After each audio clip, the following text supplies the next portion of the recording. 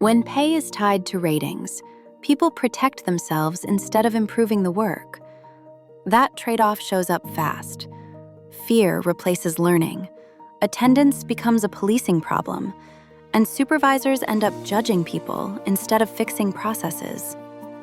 In today's episode, we're talking about what happens when raises aren't tied to personal performance, and how leaders can still get people to show up on time, do the work, and keep standards high. W. Edwards Deming challenged a belief that feels obvious, that the way to get good results is to rank people and pay the best more. His warning wasn't philosophical, it was practical. In interdependent systems, outcomes mostly come from how the work is designed, not from individual effort alone. When leaders confuse judgment with leadership, they create fear and competition, and improvement slows. This doesn't just apply to offices. Deming is often mislabeled as a white-collar idea, but he was studying factories, production lines, and physical work long before offices adopted his language. It applies to farms, factories, warehouses, anywhere work happens in shifts with handoffs, equipment, schedules, and training. Today's story takes place on an egg farm with hundreds of hourly employees, many speaking different languages. The tension is real and familiar.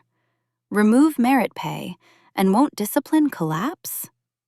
Let's see what actually happens when leadership treats attendance and pay as system problems instead of rating problems.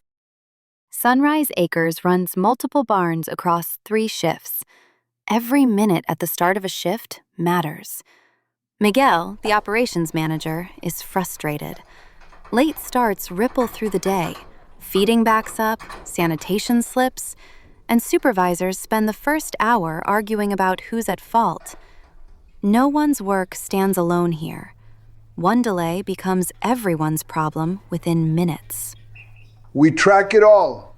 Names, minutes late, warnings. And every year, we tie raises to those records. But nothing sticks. Across the table sits Sarah, the farm's general manager. What if the problem isn't the people?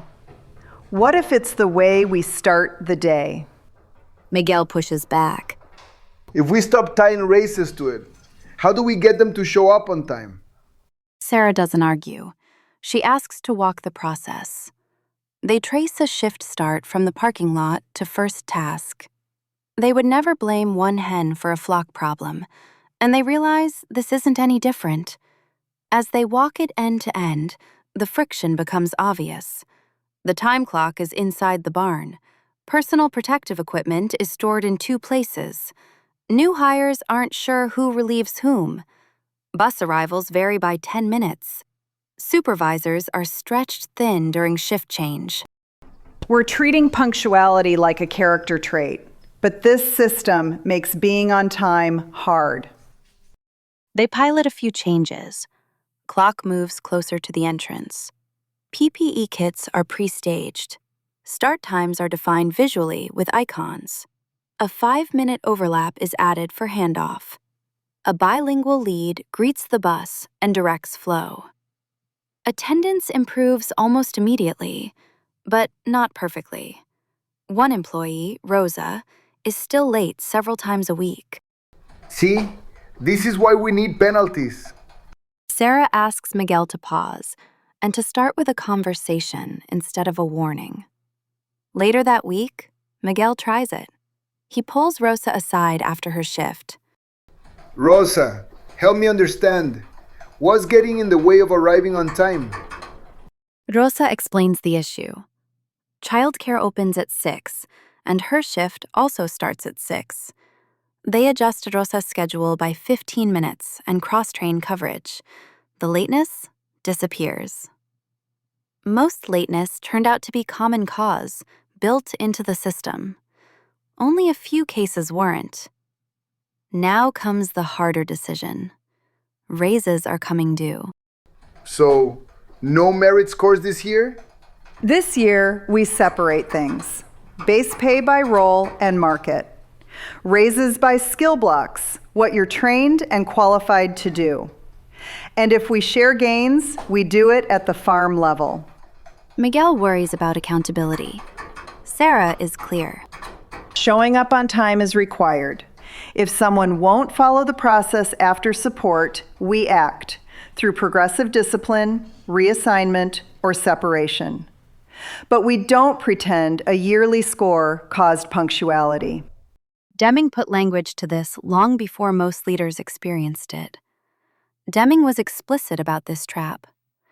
Evaluation of performance, merit rating, or annual review is a management disease. He warned that it builds fear, demolishes teamwork, and nourishes rivalry and politics. When raises hinge on ratings, supervisors manage people's reputations instead of the work. At Sunrise Acres, supervisors stop keeping secret tallies. Their job becomes removing barriers. Attendance is tracked, not to rank people, but to spot patterns by shift and route. Training accelerates, turnover slows. Every late start had been costing the farm real money, lost output, overtime, and supervisor burnout. And when a true special case appears, someone repeatedly ignoring the schedule, leaders act quickly and directly, not through an annual score, through clear expectations and a fair policy. If you run an hourly operation and this feels risky, start by separating 3 things that are often mixed together. The tighter your operation, the less margin you have for blaming individuals. First, pay. Set pay rates by role and market. Use objective skill progression, certifications, cross-training, demonstrated capability for raises. If you share upside, do it at the system level so people improve together. Second, attendance. Treat start and end times as process requirements. Map the shift start, make it visual, remove friction. Measure reliability of the system, not moral virtue. Third, accountability. This is not about ignoring behavior or paying everyone the same regardless of role or skill. Deming never argued for permissiveness. He argued against confusion. When behavior is willful after support, address it directly. Don't outsource leadership to a rating form. Deming also reminded leaders that it is unfair, as it ascribes to the people in a group differences that may be caused totally by the system that they work in. Fair pay comes from fair methods, not from ranking people who share the same constraints. Earlier, we asked a simple question.